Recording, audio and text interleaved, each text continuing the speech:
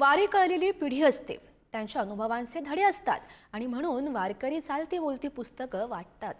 आमच्या वारकऱ्याला अशाच मराठवाड्यातून आलेल्या 2 वारकरी आजी भेटल्यात आणि त्यांच्याशी आमचे प्रतिनिधी सुजित काळंगे यांनी संवाद साधलाय। बघूयात।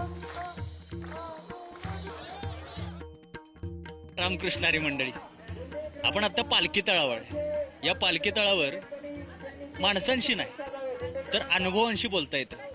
वर्षानुवर्षाच्या हातात घेतलेल्या टाळांशी संवाद साधता येतो, चाललेल्या पावलांचा आढावा घेता येतो। अशीच काही पावलं, अशीच काही हात, अशीच काही माणसं आपल्या सोबत आहेत। काय आजी, किती वर्ष झालं वारी करते? मला झालंय 40 वर्ष झालं। 40 वर्ष ना, अजून पण चालतं? आता या वारी सुद्धा पहिल्यांदा वारी सुरू केली, पण काय म्हणजे कारण काय होतं बाबा वारीवर जायचं? काय नाही, काय कारण नाही। माझ्या माऊलीनं माझ्याकडे बघतील, मला कारण काय नाही। काय अनुभव आले या वारीत? हा, अनुभव काय काय आले? काय याचा देवानं आपलं चांगलं केलं, अनुभवाला काय आपल्याला करायचं तेच करणार, तेच नेणार। इथं मी मेलं तर तेच मारणार आहे आपल्याला। आजी किती वारी? मी पहिल्या 2 केल्यात आणि मध्ये बंद केलं तर माझा मुलगा वारल्यावर ते आता अजून डबल आले। ते आता ही पहिली, इथं आता पहिली पण आधी 2 पायी वाऱ्या केलेल्या।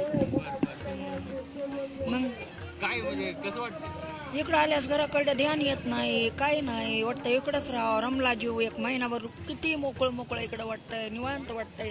हा, ज्ञानेश्वर माऊलीची भेट घ्यायला म्हणल्यास काही अडचण आहे का? काहीच नाही, आपल्या इकडं किती बी निवांत आहे, किती बी छान आहे। नाही, आम्ही इतके 80 वर्ष झाले संसार केला। 80 वर्ष संसार केला, मग आम्हाला त्याच्यातून काय भेटलं? 85 असर एवढा संसार केला, आम्हाला त्याच्यातून काय भेटलं? काहीच नाही। माऊलीच्या इकडं आम्हाला काहीतरी 4 नाम कानावर ऐकू आले, त्यांची सेवा घडली, आमचं किती भाग्य मोठं। आम्ही संसारात काय केलं ते थोडंच आम्ही घेऊन जाणार आहेत। इथून मागल्यानं कुणीच काही नेणार, आम्ही काय नेणार?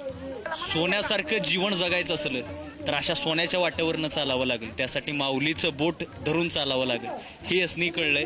म्हणून संपत्ती सोहळा नावडे मनाला, लागला टकळा पंढरीचा, हे ज्या पद्धतीनं म्हटलं जातं ते याचं उदाहरण आहे रामकृष्णारी।